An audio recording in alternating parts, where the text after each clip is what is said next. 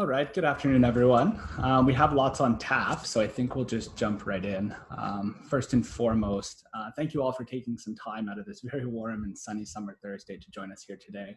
Under normal circumstances, of course, we'd host you in person at one of our offices, so apologies that you've had to bring your own coffee and snacks today. With that said, we hope that today's program will make up for it. My name is Chris Newbert. I'm an associate in the Transactions and Leasing Group at Miller Thomson LLP. I'll be moderating today's discussion on adjusting to the new normal. And joining me today on the panel are Scott Chandler, Senior Vice President and Broker at Colliers International. Scott brings over 30 years experience in commercial real estate to the discussion. He's a leader in Colliers Capital Markets Group, providing brokerage and advisory services across Canada. Scott's group has transacted over $4 billion in real estate across Canada. Also joining me is Chetan Baweja, Vice President, Investment Management at BentallGreenOak. Chetan is responsible for investments in commercial real estate for third-party clients and manages a 5+ million square foot portfolio of retail, office, and development assets within Eastern Canada. And rounding out today's panel is Savvas Kotsopoulos, partner and leader of the Real Estate Transactions Group at Miller Thomson. Savvas's practice is focused on real estate acquisitions, dispositions, development, joint ventures, and commercial leasing. He's advised on several real estate transactions spanning different asset classes during the COVID-19 pandemic, and will bring to the discussion his experience in navigating the legal, logistical, and strategic issues facing market participants. So just a couple housekeeping points before we kick off. We're in webinar mode here today, so everyone's lines have been muted by default. Due to the number of participants, we won't be taking any live questions during the session, but with that said, you'll see that the Q&A function in Zoom has been enabled. So if you do have a question, feel free to submit it there. The panel will be monitoring your submitted questions, and we'll reserve a little bit of time at the end of the presentation to address as many of these as time allows. We'd also ask that you not use the chat function during the presentation, as it won't be monitored and it might in fact be disabled for you already. So with all of that out of the way, I guess let's dive in. Scott, maybe you can start us off and set the stage a little bit. Perhaps you can share with us what you're seeing in the market from the perspective of a broker. Just maybe we can start off with your general take on the current market conditions. Thanks, Chris. So I'll share a small deck. Just take you through what we're seeing today, and certainly COVID's impacting almost all aspects of our industry. It's certainly unique times. I have worked through multiple recessions, but never a self-induced one, and never one this global. It's hard to believe we're only 4 months into this, but fortunately we're starting to see some green shoots. Obviously landlords, investors were very much focused on preserving cash flow during April, May. But now they're starting to talk to brokers like ourselves about how and when they can access the market. So I think that's a big part of what we're talking about here today. Critical to this has been the lending markets. They've reopened. It's still a lot of scrutiny, but there is liquidity there on the debt side. I think we're in a different place. GTA offices are starting to open. The mindset's improving. People are at their desks more often now, not working from home. You know, our group has been asked many times about when's a good time to go to market. We're launching a portfolio this month, a relatively big one in the GTA, and we're relaunching some other assets that were on hold in either August or September. So there is some optimism in the market for sure. But no doubt, there was a huge pause in volume. Q2 numbers are off 53%. Year over year nationally in terms of transaction volume. And as you can imagine, a number of these transactions were actually negotiating Q1. So Q3 is going to be pretty ugly in terms of volume, but we're pretty optimistic about Q4. Without transactions, I like to look at the public market. And I'm not an expert, but I'm perplexed by this. I mean, the TSX is only off 13% from its peak, the composite index. It's back to where it was at the beginning of 2019, but real estate's been hit really hard. As compared to the beginning of 2019, it's down 17%, and compared to its peak, it's down 27%. So I don't think anyone's seeing a 27% decline in asset values, not in most sectors. But this is just unit prices, so it reflects a lot more than book value. But it seems like public real estate's being hit really hard, and I think it's an opportunity to buy as well. And some of the major institutions are buying their own shares, so certainly it shows confidence there. Like I said, the debt market's back open, and that's critical to any recovery. So we're hopeful. Yes, there's a lot more conservative lending. Yes, there's a lot of scrutiny on the borrower, the tenant, the guarantor, and on the current use of government assistance, or just if they're paying rent right now, the existing tenants. But if you do tick those boxes, the rates are almost as low as they've ever been. So it's very positive in terms of leverage and the ability to invest in real estate. And I'll just leave you with this. We're at a very unique place in the history of commercial real estate in this country. We have all-time lows in cap rates in almost all sectors leading into the pandemic. So we're from a very different perspective than the financial crisis, 2008, 2009. Back then, it took 4 years for cap rates to get back where they were. I don't think we're going to see that again. There's a lot of liquidity being pumped into the system. And as fast as this shut down, I think it could turn around, provided there's a medical advancement here. So that's how we see it today, Chris. Great. I know some of the slides you had there speak to different asset classes. Do you want to comment specifically maybe on the office market, just given circumstances? Are you seeing a significant change coming maybe to suburban versus urban or core office? Yeah, our group were big promoters of suburban. Not saying it's a better investment, but it had a yield premium we thought that was very attractive for some investors. I'm speaking mostly to the GTA. Obviously the downtown market's done extremely well with historically low vacancy rates and lowest vacancy rates in North America, in Toronto and Vancouver, and trending very low in Montreal as well. But that taps into the whole urban renewal and work, live, play trend that's going to continue as soon as there's availability and access to full transit and work. But we're seeing suburban office interest getting a lot of activity in this current pandemic, obviously because it allows tenants a lower cost base. It's half the gross rent downtown is in the A class. You can park there if you have sufficient parking. You don't have to take transit. And most importantly, I think, and we're seeing this from major users right now, it diversifies your uses. Yes, there's a great synergy from having everyone under one roof and collaboration and just efficiency. But you can also at the same time maybe have more suburban office as a fallback or different functions. And that way you're diversifying your occupancy if you're a large user. So we're seeing a lot of major institutions talking that way and investors starting to realize that. One thing. Go ahead, Chetan. Sorry, go ahead, Chetan. Yeah, one thing I was just going to add to Scott's comments, and I see the reasons for more suburban interest. That being said, I think when you look at the urban markets, it's very attractive to be able to walk, bike to work. There's a lot of great condo and multi-res product downtown that people can do that, and so I think that's going to help the urban markets and help some of the urban office assets in particular.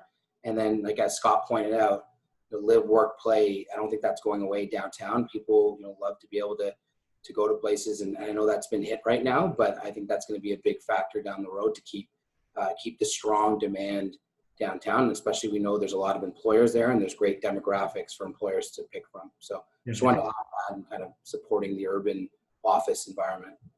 Yeah, I think it's just going to become a little more balanced. I agree with what Chetan's saying. I mean, the growth was so much in favor of downtown. I think they're both growing. They were both growing very strongly in terms of demand and employment. I think you're just going to see it become just a little bit more balanced. I think anecdotally it'll be interesting to see what professional service firms do. I certainly think and agree with Chetan's point and yours, Scott, that for the most part the hub is in the downtown core. But I suspect it'll be interesting to see with all this work at home whether there will be some rationalization of floor plates, shrinking of some floor plates. Speaking specifically as to the professional services firms, we've certainly seen the accounting firms look at their space needs differently in recent years, and And it'll be interesting to see whether that's now going to be accelerated and start to bleed into how law firms, for example, who have large users of space in the core, start to look at their portfolios. And at the same time, a little more space for employees, and you can't jam pack everybody in. So hopefully that helps keep the demand for more space from these users too. Right. Thanks, guys. Maybe, Chetan, we'll go back to you for this. You touched on this a little bit, but maybe you can give us a sense for investor sentiment as to the impacts of COVID-19 and the attitude that you're seeing with respect to getting back to doing deals on your side. Has the focus of your program changed at all from pre-pandemic? Yeah, sure. So, I think our overall program has not changed. We invest in the 4 primary asset classes across the major markets. So that hasn't changed. I think the asset classes, there's a bit of a difference. Industrial multifamily remains very hot. We continue to grow our allocations there. Office, we remain long-term holders of office. We're just going to certainly be a little more selective. And like we always have, there's more of a focus, I think, across the spectrum on understanding the tenant base, the credit quality, and making sure, you feel comfortable with the location more than ever right now for office. And on retail, we are focused on grocery anchored sites. We have a great portfolio of grocery anchored sites. We would look at that more. And then the building to core development prospects across 4 primary asset classes, that remains a focus for us as well. And, recently a transaction that we closed, we bought a 50% interest in the Waterfront Innovation Center with Menkes, to a great partner of BGOs and Sun Lifes. And I know Thomson acted on that, and we're very excited about that project. So I'd say overall, no change to the overall program. I think it's just going to be different by asset class a little bit. And then, in terms of investor sentiment, I think I'd echo what Scott has to say. In Canada and in the top markets, there's a lot of well-capitalized groups. They have their patient capital. I don't think they're going anywhere, and I think that that's going to help keep the pricing for assets strong. So I think that we also had the benefit of strong fundamentals going into this, which should help a lot of our portfolios as we kind of navigate out of this. So that's kind of my 2 cents on that. Okay, thanks. And I guess maybe I'll ask you on the asset management side. Are you finding a lot more efforts going into asset management than new investment at the present time? And I guess if so, how long do you think that might continue? Sure. So I think, investment is always going to be busy. Our team is looking at new opportunities, attractive opportunities out there. They want to continue to grow the book. So, they're even launching a new real estate fund. So that area is going to remain busy. Asset management, I'd say, it's definitely busier than it's ever been. When you layer on the regular asset management job of ensuring kind of strong property performance, looking at developments, and kind of some disposition activity, to really being so focused on rent collection. I don't think I've ever looked at AR reports more in my career. So dealing with that, and then the tenant renegotiations of agreement, repayment plans, is a real focus. And that takes a lot of time. You can't just agree to a repayment plan. You need to look at problematic lease clauses as part of that maybe are overly tenant friendly, that you want to try to work with the tenant on, try to secure extended terms in a time like this where there's an interest in both sides. So, I think, it's definitely very busy. You add secret to the element, or we may talk about that later. And there's obviously a heightened focus, attention on property performance from the top levels of management, making sure that we are delivering for our clients. It makes things busy. And then, from an asset class perspective, retail is definitely the one where I see the most activity. You're dealing with a lot more tenant issues than maybe the other asset classes. So that takes time to work through. I think it's anybody's guess how long this remains very active and busy for all of us. I think it's as long as tenants take to get back to normal operations, we'll probably be busier than usual. And hopefully that's end of the year, early 2021, we can get to more of a regular business activity, but it's still anybody's guess. And, we're all just kind of pushing through together. Thanks, Chetan. Savvas, we've kind of kept you on the bench a little bit to start, but I think this is a good time to get you in, because I think you might be able to comment on a few of the things that Chetan had alluded to. So maybe you can tell us a little bit about the biggest changes or impacts or challenges that you've noticed amongst the real estate bar. Kind of what's been your feeling on the impacts of the pandemic? Yeah, relative to lawyers in other disciplines, I would say the real estate bar, I expect, has been very busy. particularly, although I expect that the nature of the practice has adjusted somewhat, just to pick up on what Chetan is saying, probably most transactional lawyers, at least on Bay Street and the core, have probably focused on the asset management side in terms of, as Chetan has alluded to, assessing portfolios of leases for impacts of force majeure and unavoidable delay, and then transitioning into negotiations on rent deferral and forbearance arrangements and so on, and also looking at mortgage portfolios as well. Picking up on Scott's earlier comments, certainly I think anyone who's telling you that transaction flow hasn't slowed is probably is lying. We've seen a slowdown there, but deals continue to get done. Many of them may have had their gestation periods in Q1, but Waterfront Innovation Center was a great example. You had two sophisticated parties coming together, really getting a deal, a very sophisticated and complicated deal closed right on the onset of COVID. And there are other deals that are manifesting. Some of them have been off market, particularly dealing with land sales and on the industrial side as well. So it has slowed, but deals continue to be done and can be done. Certainly pre-COVID, at least the commercial real estate bar was very adept in terms of closing transactions digitally, all very used to closing transactions on wires and exchanging documents electronically and having them signed. So probably there was a heightened focus initially in terms of focusing on the logistics of closing electronically, but I think we're well adept to doing that, and of course with the experience with our electronic land registry offices. I think on the residential side, it was probably a bit more of a challenge for industry players to kind of get up to speed and go digital.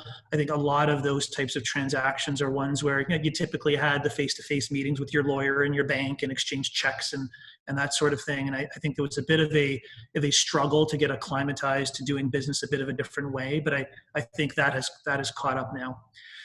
The bar, I think, is really interested in terms of seeing what's going to start coming out of the courts as we start to unlock. Certainly, there's been some emergency orders made and some directives that are being provided. But I suspect there are many issues and potential cases out there dealing with what that are waiting to be heard, that are dealing with the implications of force majeure and the allocation of risk amongst landlords and tenants, outside of what the leases may say, as well as transactions which may have fallen apart as a result of a disagreement as to the impact on force majeure on that deal and how it may resolve. So we're all out there, waiting to see what sort of direction we're going to get from the courts. The last comment that I'll say is I've been quite impressed, and it's been interesting to see the amount of cooperation amongst parties throughout this. And maybe this is just the Canadian way of doing things. But when you're talking with senior executives and folks like Chetan who are looking at their portfolios, really the idea is to try and find ways through this, as opposed to pulling the trigger on an aggressive remedy or an aggressive course of action, because this too shall pass, we think, and relationships are paramount. It's a relatively small fishbowl here in Canada, so it's been interesting to see that from as an advisor on the outside, in many respects, looking at the players and how they're dealing with issues. Thanks, Savvas. You talked a little bit about kind of getting back to doing deals and switching gears now to maybe some high-level considerations for buyers and sellers. Scott, maybe I'll come back to you on this. On the buy side, I guess, in what ways has COVID-19 changed the way that market participants are assessing and evaluating opportunities? Have you seen any interesting trends or fundamental changes in how you see the players determining value? Yeah, sure. I'll speak to my direct experience. First of all, we're very much still in price discovery mode. There hasn't been enough transactions to really determine what conventional underlying market clearing pricing might be. There's clearly a gap too. A lot of investors we speak to would say, I'm not buying at pre-COVID pricing. But when they're vendors, they want to get pre-COVID pricing. So, there's certainly a gap that exists today. What's interesting, I find in the last few weeks, is huge emphasis on lending. What will my bank say? The very first question is who's open, who's paying rent, who's on assistance. We can't talk about any asset without answering that question first and foremost. So access to lending remains critical. The second thing is the due diligence, and Chetan and his group can speak to this really well as also. But the scrutiny on the tenant is very interesting. It's not just credit worthiness anymore. It's also, what do they do? What's their function? I know they might be able to pay rent, but are they in the type of industry that could be hugely impacted by this pandemic or a similar pandemic going forward? So we certainly have introduced a new level of boxes to tick, and we're starting to see that play out when I speak to buyers. I guess, as you say, kind of in price discovery and a little bit of an unknown kind of transitional period, how has kind of COVID impacted how purchasers are assessing their competition right now? Yeah, well, I think a lot of them were doing the same thing. You know, no offense to Chetan, but a lot of his competitors were very focused on industrial, grocery anchored retail. They were very focused on build to core. So major institutional investors were a lot of them were chasing the same sort of product. And I think a lot of them, and it's a positive thing, a lot of them have a very similar stability and depth of due diligence and commitment to close deals. So I think they're looking at each other, waiting to see if anyone will diverge because of COVID. I haven't seen any evidence of that yet. For the most part, they've been proven right as well. Institutional investors had a strong focus on industrial. Obviously, that's been a very strong sector since 2016.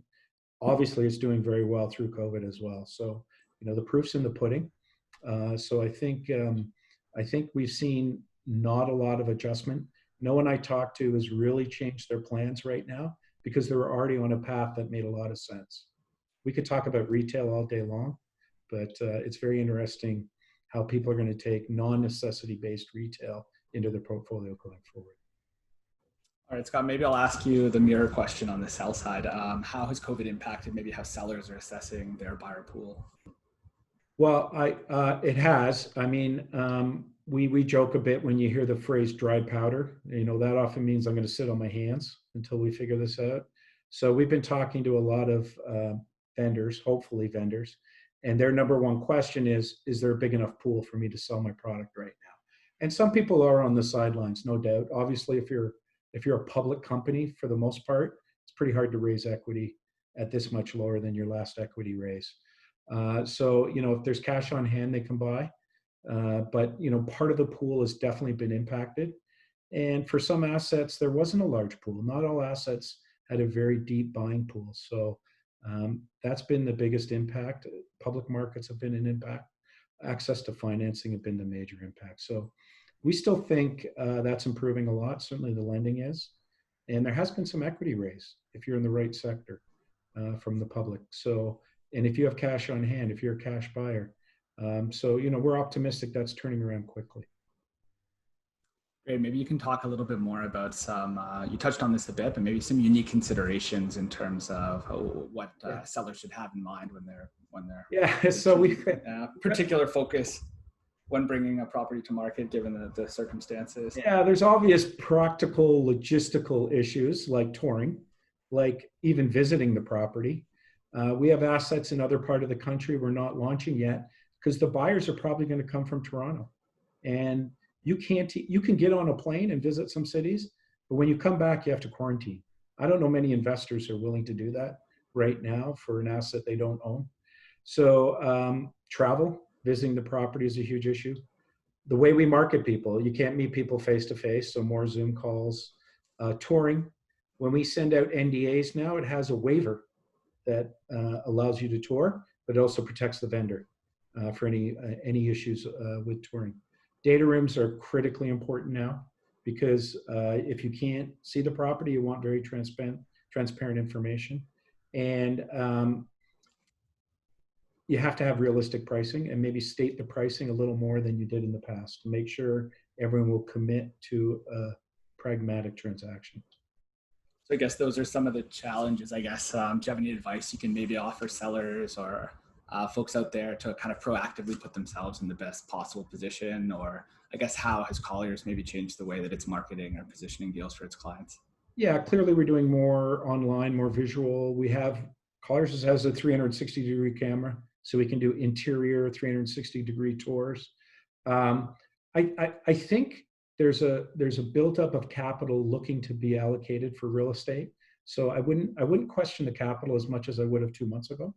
Then the lending is becoming more available. The other thing I would mention is there may not be a stigma with a failed process that there might have been in the past in this. So there is an opportunity to bring stuff to market with your asking price and with the ability to market it cleverly and market it to try to achieve your pricing, provided you're realistic and waiting. I mean, it just might take longer. So one obvious question is, we used to do 4 to 5 months. Maybe it's 4 to 5 weeks. Maybe it's 5 to 6 weeks for marketing. All right. Sorry, go ahead, Savvas. Yeah. Scott, from a legal perspective, in terms of preparing an asset for sale, I think the perceived issues with COVID, whether it's delays in getting third-party service providers teed up, or getting responses on inquiries that you're making of government authorities, really just sort of highlights the necessity or the perhaps being more prepared from a vendor's perspective for the sale process. So some of the issues that we've seen is trying to have someone tour a site, as Scott suggested, but having a tenant effectively preclude access, where they technically might not be entitled to do that under their lease agreement, but from a safety protocol perspective, they've simply taken the stance. And we've run into that on a deal where we effectively had to delay for quite some time to get environmental consultants on site to do testing in an industrial property. So liaising with your tenants in advance, certainly there's confidentiality issues. I appreciate that, but preparing your tenants where you anticipate there's going to need to be some invasive testing that may necessitate some interaction. The other thing would be, oftentimes we punch much of the due diligence onto the buyers, but being prepared in terms of doing perhaps some of the what we'll call the off-title searches, the government investigations and queries, doing those in advance, being prepared, just because there are some delays depending on the jurisdictions in terms of responses or whether you're getting them at all. And flagging that, and perhaps looking at title insurance as a tool to help mitigate some of the issues that you're going to face. So really anticipating what the COVID related issues are going to be as part of due diligence, and mitigating those as much as you can before taking the asset to market. Yeah, Chetan, do you want to layer onto that at all? Like, I guess on the sales side, maybe you can talk a little bit about the challenges that you faced and maybe some key considerations sellers are thinking about from your perspective. So, obviously it's been limited activity. I'll try to speak a little more broadly. I have to echo what Scott and Savvas said, like being involved in one sale, it's a more complex, lengthy due diligence process, and you really need to be prepared for that. When you're looking at the APS, the estoppels, potentially tenant interviews that are coming up, capital work, I think everything is more intensive. And so maybe the necessary preparation you were doing previously is not going to be sufficient. You're going to need to get started earlier. And I think, we all look at cash flow and valuation before we go into a sale. And it's important to, when you're looking at that, to understand how you're going to mitigate some of the risks that buyers are going to see in their cash flows. And, if you start to see big areas of concern with tenants and such, maybe it's not the right time to get ready to market that for sale. So I think thinking creatively off the top and having solutions to mitigate some of those risks are important. Maybe it's a rental guarantee, it's a head lease to eliminate some of that risk. I mean, thinking things to achieve the price you want is going to be important. In terms of our sales program, every year we have assets that are highlighted for sale, and we will, this year we will market and trade if we think the price is appropriate. If not, we have the luxury to wait. We're not going to push through and take a discount on something that we really doesn't think deserves it. There's a different urgency there, so that's luxury that's nice to have. And as I mentioned earlier, I think it's a tightly held market. Scott said, like, all of us are doing very similar things across these 4 primary asset classes. So I think especially industrial multifamily, you're not going to see much discount out there. The other, maybe retail, you're going to have to be a bit more prepared. You're going to have to be a little more thoughtful to what your cash flow looks like down the road. So those are some considerations. And I'd say that we've had some unsolicited interest come through, and I've been surprised. Like, there's been some really strong kind of numbers floated out that show that there's demand out there, and I think that's encouraging for sellers that are looking to transact soon. Other key considerations that were touched on I think if I was going to sell an asset, probably a few things I would look at is, has the buyer universe changed? Is it a lot more narrow? And if it is, can I afford that? Maybe I need to do an off-market process with the broker to gauge pricing first, or maybe do it that way. Debt financing, is it available? If it's not, that's going to hurt your pool, and maybe that's an issue for retail more than the other asset classes. Maybe not even grocery anchored, but some of the other types. And then I'd say, look, I mentioned this before, but stability in income, tenant credit, you have to have a good view on that and be prepared for that. So those are probably the things that we're looking at when we bring an asset to sale, to market. I'd say those are kind of the top focus points. Good thoughts. Thanks, Chetan. Scott, we kind of touched on this a little bit. Pragmatic matters, I guess, related to bringing properties to market. Can you expand a little bit maybe on how COVID has changed some of the logistical and procedural aspects? I'm thinking here about trends, challenges, adaptations you're seeing in terms of marketing and carrying out due diligence. You talked a little bit about that before, but just wondering if you had any other thoughts on the pragmatic side. Yeah, well, I think I addressed some of that already, but you mentioned, we've always had a best practice of being prepared when we go to market for different reasons, not because we're worried about transacting, but we're worried about creating a competitive bidding pool.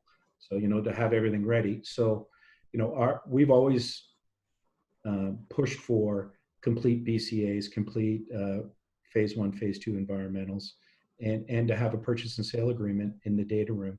What I've noticed is kudos to the engineers. They've been very good during this process. We've managed to get ESAs and building condition assessment reports completed. We're bringing the portfolio out this month, and they've done a good job of getting it done. And they've been creative.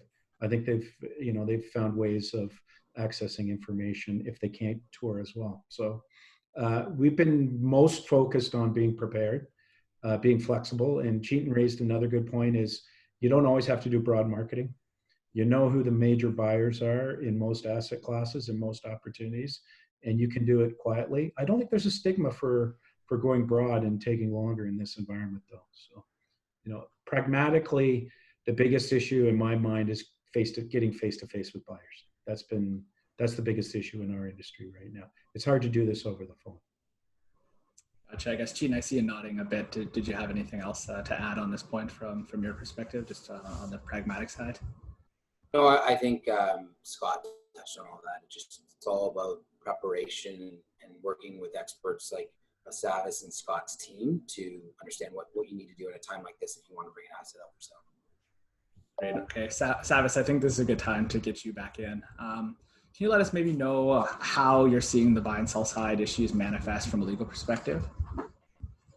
I want to pick up on a comment that Scott made earlier on. He said it's somewhat early to tell, how conventional pricing methodology is going to be, challenged and how it's going to be revisited. And I'd flip that and say it'll be interesting to see how conventional agreements of purchase and sale, if we could call them that, and the risk allocations in those documents are going to be approached by buyers and sellers as deal flow starts to ramp up again, particularly and specifically on multi-tenanted assets.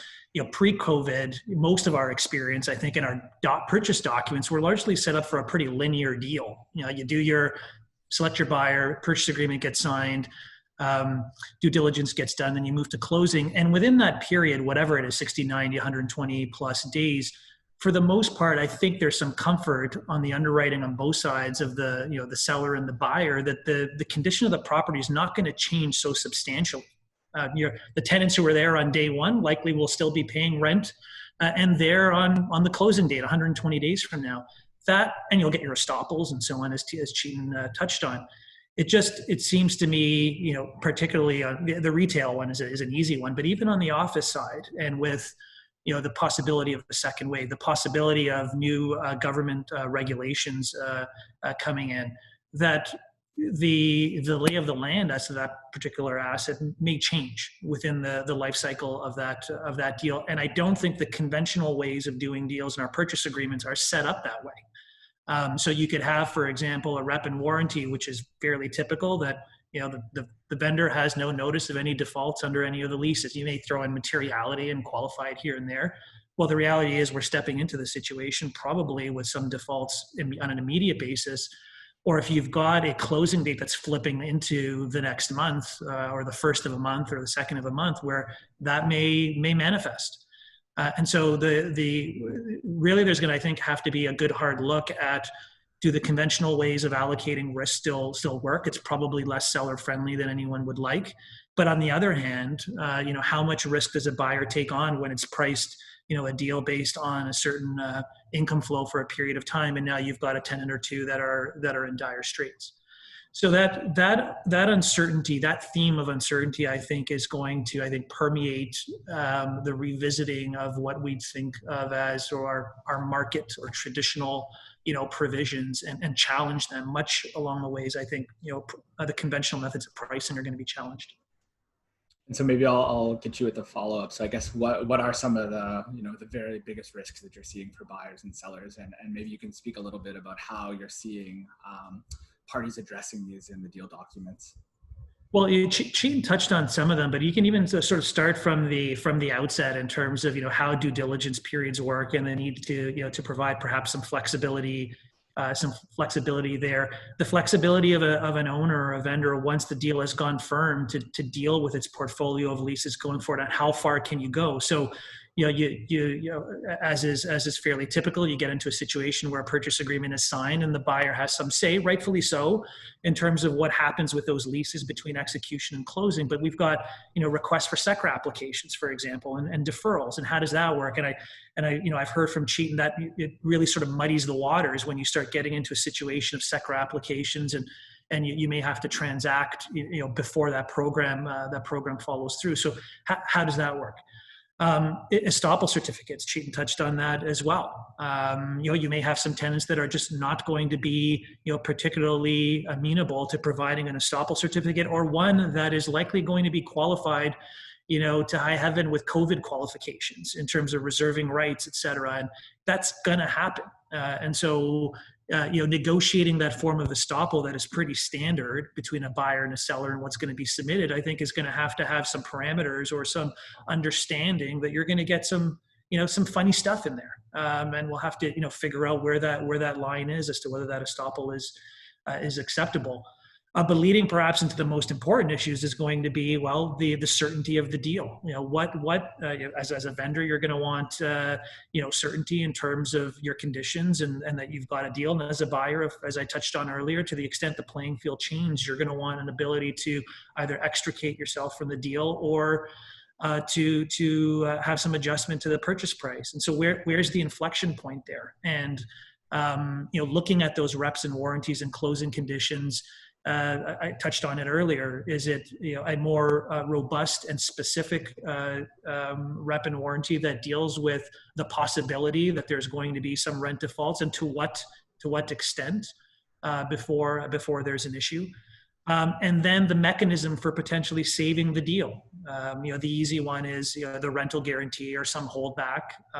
Although the mechanics of that can get complicated in terms of how do you calculate the impact of losing that tenant against your purchase price if in fact on the closing date they're filing for bankruptcy or have done so.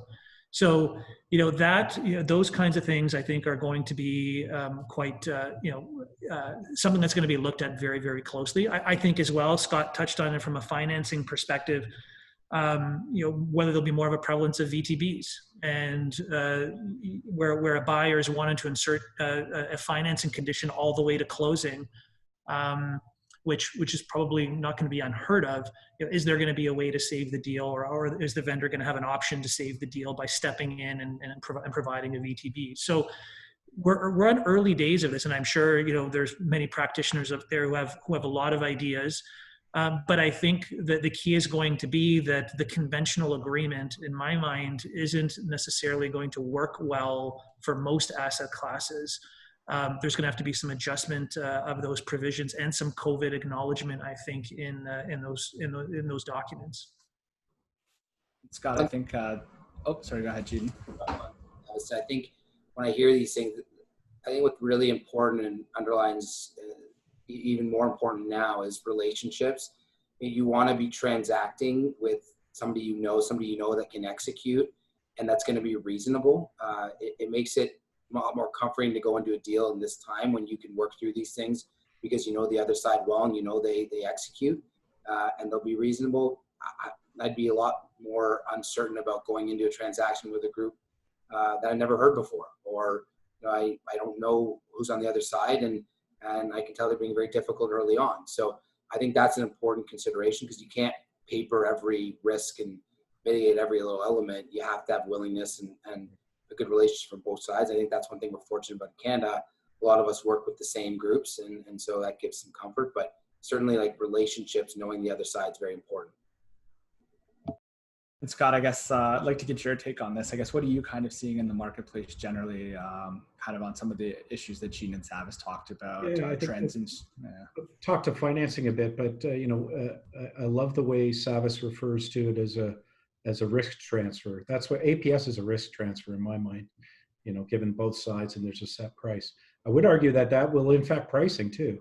If more risk is transferred to the buyer than the vendor, I think that impacts pricing.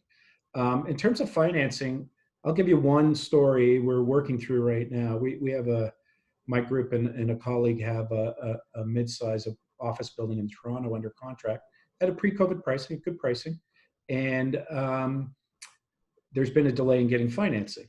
And the last minute on waiver date, the bank lowered the LTV from 65 to 50%, like nightmare when you're a broker. Convinced the vendor to do a VTB. So it's encapsulating all these approaches we're talking about. And the bank wouldn't accept a VTB position either. So we have to go back to another lender. And so it touches upon how financing is critical. And to Chetan's point, having that relationship with a lender was critical here as well. This was a new lender. I don't think that would have happened if we had a buyer who had a lender relationship as well. So fortunately, there's an open lending market, and we're going to have to go back to another lender, but it's another month. So I think that's a very typical war story we're going to hear a lot of in the next few months. Nothing's wrong with the deal. Nothing's wrong with the asset. It's just everything's going to take a little longer. Relationships are key, and just being flexible is going to be key. Sure. And any other, Scott, creative solutions that you're maybe seeing buyers thinking about in this regard? Or I think rent guarantee is a very typical one. You've got so much fluidity on terms of who's paying rent, who's getting government assistance. That's taking so long. That goes through till August. As it's going to take a while. The applications do. So I think just putting a vendor confidence that this rent can be counted on is a super thing to do. And if you're the vendor, you should be willing to stand behind that for now. But again, to Savvas's point, you're just transferring more risk to the vendor.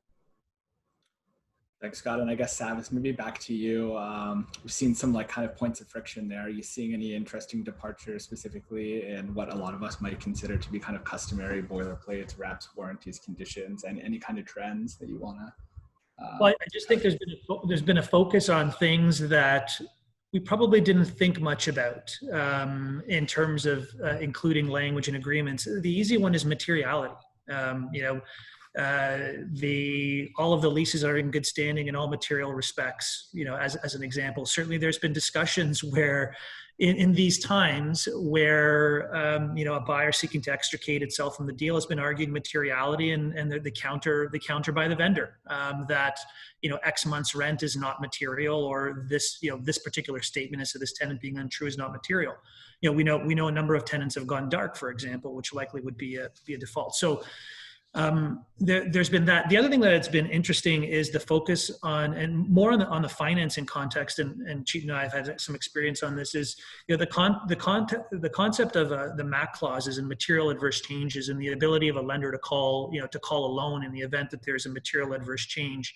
And really, what does that mean in this context of what we're facing right now? Are we in the midst of a material adverse change, or has a material adverse change occurred? And so, really when you're entering into, to Scott's point, when you're dealing with a financing and looking at the paper that everyone will tell you is pretty standard, the lender will typically have a right to call the loan if there's a material adverse change or have other remedies. And how does that play into COVID? Has that been thought through? Certainly, it seems that, and Chetan mentioned this, that there's an impetus to kind of work cooperatively, and we know lenders are working, cooperatively for the moment with borrowers and trying to assist them through, through some difficult circumstances. But how long will that last in any context in terms of looking at these concepts? And so I'm finding that interesting in terms of, again, to use Scott's words, the conventional way of looking at deals and terminology is certainly going to be challenged. And then I wonder if the concept of material adverse change, you typically don't see that in purchase agreements. You would see your slate of reps and warranties, and you wouldn't have a catch-all at the end that says if anything else that materially adversely affects the asset that the buyer has some sort of remedy. It would be, I would venture to say it's somewhat unusual. And I wonder now if that's going to be a concept that we're going to start seeing a lot more of. It's certainly not unusual on the M&A side when you're buying and selling a company. But is that going to start to permeate our document? So I really come back to my earlier comments about really challenging the norm in our agreements. I think you're going to have some very sophisticated counsel out there looking at these very closely and trying to understand and learn from mistakes. Mistakes probably not the right word, but learn from experience in terms of how these types of clauses were challenged at the onset of COVID. And back to my comments from a few questions ago, I suspect we're going to start getting some guidance from the courts, in the next 6, 12, 18 months on these sorts of things, but it'll be an exercise of precision drafting to ensure certainty. It's interesting, Savvas. We always, when we start a process, we always allow for a week to negotiate the APS. We're always wrong. It always takes 10 days. Now I'm starting to wonder how long this will take. You're setting a scenario for quite a long negotiation. Well, I think at the onset, as we try and figure out the new norm, and when you've got a complicated asset, so an office with retail, there's a lot of thought that as you both suggested, there's a lot of thought that's going to have to go into that in terms of trying to strike the right deal for both parties. And I think like the construction financing is the one that I think is going to be the most complex, because if we have a second wave, right, and construction financing lined up and that delays timelines by 3 months and you can't meet your commencement dates. I think what I've heard is some materials for certain smaller jobs are harder to get for tenant fit outs and such that may make it impossible to reach the turnover date. So what happens with banks and such in those situations, and that's where you need to know your lender, you need to have a good relationship, and you need to be mindful of those timelines, those schedules, especially on developments. Thanks, guys. A lot to think about there. I guess, Chetan, maybe now turning from transactional matters maybe to a bit more to asset management side of things. What changes are you maybe seeing as a result of the pandemic? Sure. So, I think that I touched on this earlier, but the focus certainly has changed a bit more in asset management on rent collection and maintenance of value more than in the past. I brought up tenant repayment agreements. I think we're all trying to better understand our tenant base and assess risk so we can plan effectively for the future of maintaining that value and looking at clauses, looking at no bills, looking at all these things. That's become a really big focus in asset management. More so, March, April was very hard, and now it's gotten better. But now the real focus is on getting these repayment plans set up and secret and such. The one thing I think we're turning to more and more is just getting back to asset strategy execution. I think if you sit on the sidelines and you pause capital projects and value add entitlement projects, you're going to be really hurt in the long term. And BGO, we focus on being a best in class asset manager, best in class manager overall. And so what we're really looking at now, aside from the regular day to day, is what capital projects do we need to do to execute our strategy long term? What do we need to really focus on to make sure that in the short medium term maybe we're fine, but in the long term we're the most attractive space for tenants. People are comfortable going to our assets. We've invested in them. So I think you can't put everything on hold, and you need to get back there and work on those essential projects that are going to keep your market positioning. Going forward, I kind of think about this often, but what are the top priorities? I think those are getting through SECRA is going to be tough. It's certainly a time-consuming process. understanding your cash flow next year and the year after, like what's the leasing velocity going to be like? It's not standard now to get a tenant in place. You got to speak very closely with leasing and operations, looking at op costs, looking at expiries. Are you going to be doing these standard deals? Probably not. There'll probably be some shorter term deals, some more creative structures. So building a realistic cash flow for our clients will be key, so they know what money's coming in. And then property upgrades, what's required for health, safety, what's required to make sure that tenants are comfortable, that customers are comfortable going to shopping malls, going to retail centers. That's going to be a focus and take up some investment. BGO has always been very focused on sustainability, and we're even more so focused now on that, what that means from an ESG plus standpoint, plus being the property technology, which is becoming more of an emphasis. So yeah, it's kind of, and then the last thing I'd say is idea generation. You know, in retail, we're losing tenants. In office, we're certainly, you know, maybe probably not seeing much of an impact, but maybe something here or there. So you have to think about what are the desirable amenities to attract customers back, to get tenants there. What are there new users for retail? Scott and I were chatting about how all the big fillers of use was entertainment and gyms. So what's it, you know, I think that's going to come back for sure. People are going to want to be entertained. People are going to want to work out in social settings, but what other uses are out there that we can bring in? And we have to really get creative on the asset management side to think of ideas. So that's really the main focus that I see. Thanks, Chetan. And I guess maybe we'll move, we've talked a bit about Seeker out here and there, but maybe we'll just take a moment to kind of chat about that program. Chetan, maybe you can start us off and share your perspective with the program to date, whether on the asset management side or from an investor perspective. Sure. Just trying to turn my phone off there.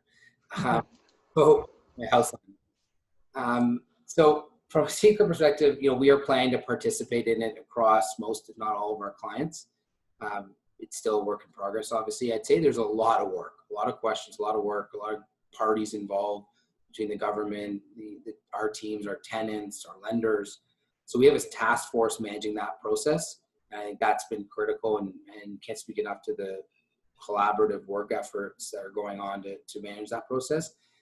It's an important program for our tenants. Some of them may not survive without it, and so we're committed to it to support our tenants. And I think it's important for our clients to get some revenue, some revenue protection that comes from the government. So I think it's a collaborative process involving a lot of stakeholders, and it's a lot more complex than maybe initially some of us thought.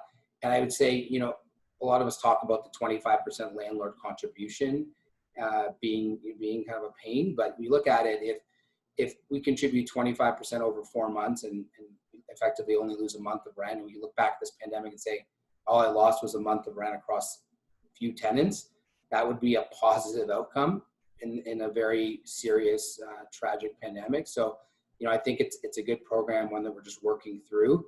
And I'm very happy that I'm not on the task force, but I'm very happy that we have a task force working across all spectrums. So yeah, and I think it'll be a positive outcome if we can get through this and help our tenants out. And Savvas, maybe I'll throw it to you just to speak to what you're seeing on the legal side, risks, roadblocks, maybe challenges with participation in the program. Well, we could spend a lot of time talking about it. We've looked at it quite closely. You know, certainly it's interesting to see how the institutional players have been much more receptive to it than some of the private owners. Certainly the amount of disclosure that needs to be made, you know, some of the risk for false statements that are being made or inaccurate statements that are being made by tenants, although, you know, the documents have been evolving to help mitigate those issues, you know, have raised antennae and question marks from landlord participants. But perhaps the biggest issue is exactly what Chetan touched on. Administering this is very, very difficult. If you've got, you know, hundreds and hundreds of tenants, I've even heard that there are you know, accounting firms that are out there that are providing outsourced services to assist with the administration of an application for these programs. So aside of the disclosure issues, certainly it's been the administrative side of it, the ever-changing protocol for it, the number of open-ended questions. It certainly needs somebody who's on it all the time and following it almost daily.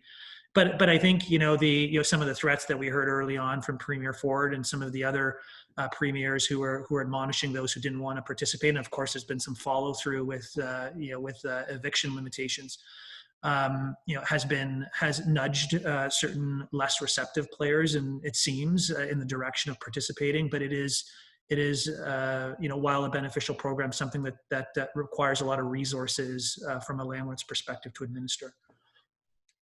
Thanks, Savvas.